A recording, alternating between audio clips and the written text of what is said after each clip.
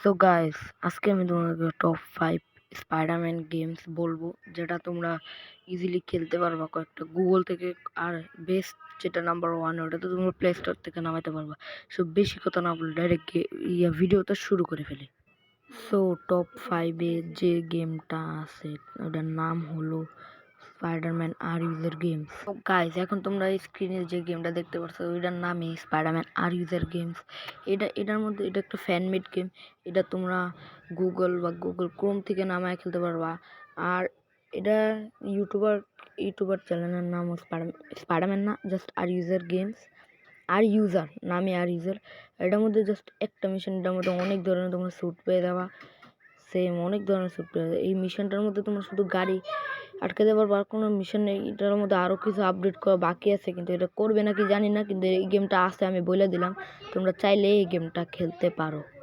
So guys, top 4-এ যে গেমটা আছে এটার নাম হলো স্পাইডারম্যান মাইলস মোরালিস।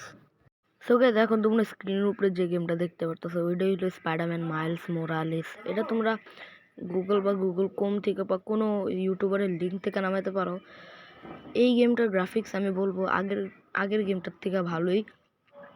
এই গেমটা 3টা ইউটিউবার্স বানাইছে। একটার নাম তো জানি আর ইউজার গেমস, ওইটা আর ইউজার আর কি ওইটা।